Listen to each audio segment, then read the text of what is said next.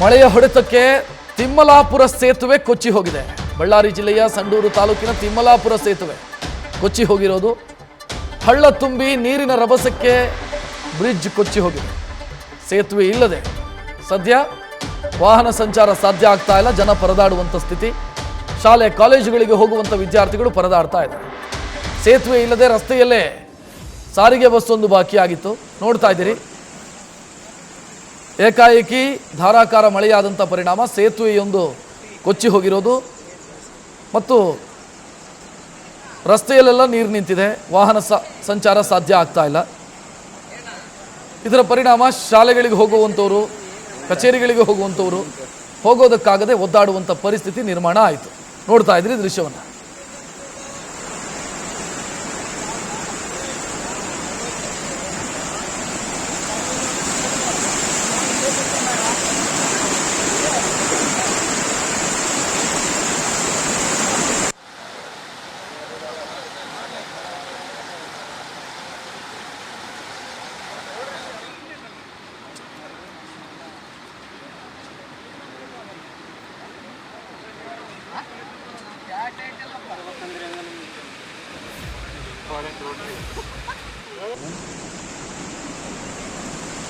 Road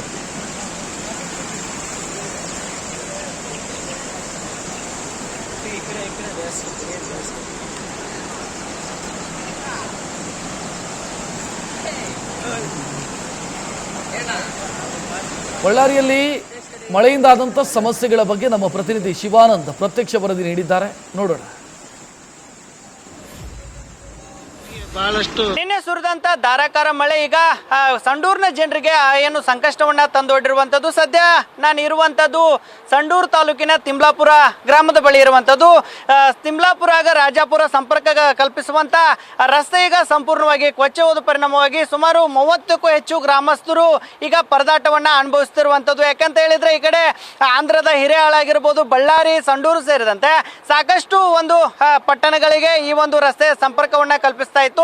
ದಿನನಿತ್ಯ ಶಾಲಾ ಕಾಲೇಜ್ಗೆ ಹೋಗುವಂತ ವಿದ್ಯಾರ್ಥಿಗಳಾಗಿರ್ಬೋದು, ರೈತರು ಸೇರಿದಂತೆ ಸಾಕಷ್ಟು ಓಡಾಟ ಇಲ್ಲಿ ರೈತರು ಓಡಾಟವನ್ನ ನಡೆಸ್ತಾ ಇದ್ರು. ಆದ್ರೆ ಏಕೈಕಿ ನಿನ್ನೆ ಸುರಿದಂತ ಮಳೆಗೆ ಈ ಸಂಪೂರ್ಣವಾಗಿ ಬ್ರಿಡ್ಜ್ ಕೊಚ್ಚಿ ಹೋದ ಪರಿಣಾಮವಾಗಿ ಇಲ್ಲಿನ ಗ್ರಾಮಸ್ಥರು ಕೂಡ ಈಗ ಸಂಕಷ್ಟಕ್ಕೆ ಸಿಲುಕಿರುವಂತದ್ದು. ಒಂದ್ ಕಡೆ ಈಗಾಗಲೇ ಸರ್ಕಾರ ಕೂಡ ಸಾಕಷ್ಟು ಯೋಜನೆಗಳನ್ನ ಜಾರಿಗೆ ತಂದಿದೆ. ಆದ್ರೆ ಈ ತರನಾದಂತ ರಸ್ತೆಗಳ ಸಮಸ್ಯೆ ಆದಂತಲ್ಲಿ ಯಾಕೆ ಮಾಡ್ತಾ ಇಲ್ಲ ಅನ್ನುವಂತ ಒಂದು ಪ್ರಶ್ನೆಯನ್ನ ಜಿಲ್ಲೆನ ಜನರು ಕೂಡ ಮಾಡ್ತಿರುವಂತದ್ದು. ಯಾಕಂತ ಹೇಳಿದ್ರೆ ಸುಮಾರು 30ಕ್ಕೂ ಹೆಚ್ಚು ಗ್ರಾಮಗಳು ಈ ಒಂದು ರಸ್ತೆ ಮೂಲಕವೇ ತಮ್ಮ ದಿನನಿತ್ಯ ವ್ಯವಹಾರಗಳಾಗಿರ್ಬೋದು ಮತ್ತೆ ಶಾಲಾ ಕಾಲೇಜುಗಳಿಗೆ ತೆರಳುವಂತ ಒಂದು ಕೆಲಸ ಆಗ್ತಿತ್ತು. ಆದ್ರೆ ಏಕಾಏಕಿ ಸಾಕಷ್ಟು ಪ್ರಮಾಣದಲ್ಲಿ ನೀರು ಹರಿದ ಪರಿಣಾಮವಾಗಿ ಈ ಬ್ರಿಡ್ಜ್ ಸಂಪೂರ್ಣವಾಗಿ ಕೊಚ್ಕೊಂಡು ಹೋಗಿರುವಂತದ್ದು. ಈಗಾಗಲೇ ನೀವು ಮಳೆ ನೀರಿನ ರಭಸವನ್ನ ಕೂಡ ನೋಡ್ತಾ ಇರಬಹುದು. ಸಾಕಷ್ಟು ರೀತಿಯಲ್ಲಿ ಈ ತರನಾದಂತ ನೀರು ಕಳೆದ 15 ಗಂಟೆಗಳಿಂದಲೂ ಕೂಡ ನಿರಂತರವಾಗಿ ಬರ್ತಾ ಇರುವಂತದ್ದು. ಯಾಕಂತ ಹೇಳಿದ್ರೆ ಈ ಒಂದು ರಸ್ತೆಯ ಸಂಪರ್ಕ ಕಡಿತದಿಂದಾಗಿ ಜನರು ಕೂಡ ಸಾಕಷ್ಟು ತೊಂದರೆಯನ್ನ ಅನುಭವಿಸ್ತಿರುವಂತದ್ದು. ಒಂದ್ ಕಡೆ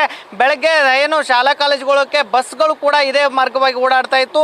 ಇನ್ನೊಂದ್ ಕಡೆ ರೈತರು ಕೂಡ ತಮ್ಮ ಬಿತ್ತನೆ ಕಾರ್ಯಗಳಿಗೆ ಎಲ್ಲ ಸಿದ್ಧತೆಯನ್ನ ಮಾಡ್ಕೊಂಡ್ರು. ಇನ್ನೇನು ಬಿತ್ತನೆ ಕೂಡ ಮಾಡ್ಬೇಕು ಅನ್ಕೊಂಡಿದ್ರು. ಆದ್ರೆ ಈ ಒಂದು ರಸ್ತೆ ಸಂಪರ್ಕ ಸಂಪೂರ್ಣವಾಗಿ ಏನು ಕುಸಿದ ಪರಿಣಾಮವಾಗಿ ಈಗ ಜನರು ಕೂಡ ಸಂಕಷ್ಟಕ್ಕೆ ಸಿಲುಕಿರುವಂತದ್ದು. ಇನ್ನೊಂದ್ ಕಡೆ ನೀವು ನೋಡ್ತಾ ಇರಬಹುದು ಯಾವ ರೀತಿಯಾಗಿ ಈ ಒಂದು ರಸ್ತೆ ಏನು ಕುಸಿದ ಕಂಡಿದೆ ಅನ್ನುವಂಥದ್ದು. ಒಂದ್ ಕಡೆ ಈ ಕೆಳ ಹಂತದ ಸೇತುವೆ ಇದರ ಪರಿಣಾಮವಾಗಿ ಸಿಮೆಂಟ್ ಮೂಲಕ ಈ ಒಂದು ಕೆಳಗಡೆ ಡ್ರೈನೇಜ್ ನೀರು ಮತ್ತೆ ಮಳೆ ನೀರು ಹೋಗೋಕೆ ವ್ಯವಸ್ಥೆಯನ್ನ ಇಲ್ಲಿನ ಗ್ರಾಮ ಪಂಚಾಯತಿ ಅಧಿಕಾರಿಗಳು ಮಾಡಿದ್ರು. ಆದ್ರೆ ಕಳೆದ 10 ವರ್ಷಗಳ ಹಿಂದೆ ನಿರ್ಮಾಣ ಆದಂತ ಈ ಒಂದು ಸೇತುವೆ ಈಗ ಏಕಾಏಕಿ ಕುಸಿತ ಕಂಡ ಪರಿಣಾಮವಾಗಿ ಈಗ ರೈತರು ಕೂಡ ಸಾಕಷ್ಟು ಒಂದರಿಂದ ಒಂದು ರೀತಿಯಲ್ಲಿ ತೊಂದರೆಯನ್ನ ಅನುಭವಿಸ್ತಿರುವಂತದ್ದು. ಒಂದ್ ಕಡೆ ಇದೇ ಒಂದು ಮಾರ್ಗದ ಅಂದ್ರೆ ಈಗ ವೇಗವಾಗಿ ಬಂದಂತ ನೀರು ಇಲ್ಲಿ ಪಕ್ಕದ ಹಳ್ಳಿಗೆ ಈ ಕೆರೆಗೆ ನೀರು ಹೋಗುತ್ತೆ. ಹೀಗಾಗಿ ಸಾಕಷ್ಟು ಒಂದು ರೀತಿಯಾದಂತ ಅವಾಂತರ ಕೂಡ ಇಲ್ಲಿ ನಡೆದು ಹೋಗಿರುವಂತದ್ದು.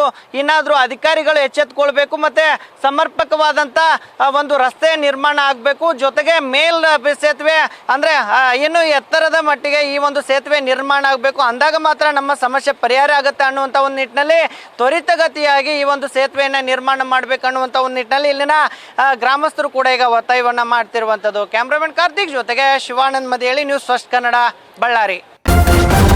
ನ್ಯೂಸ್ ಫಸ್ಟ್ ನಿರ್ಭೀತಿಯಿಂದ ನಿಮ್ಮ ಪರವಾಗಿ.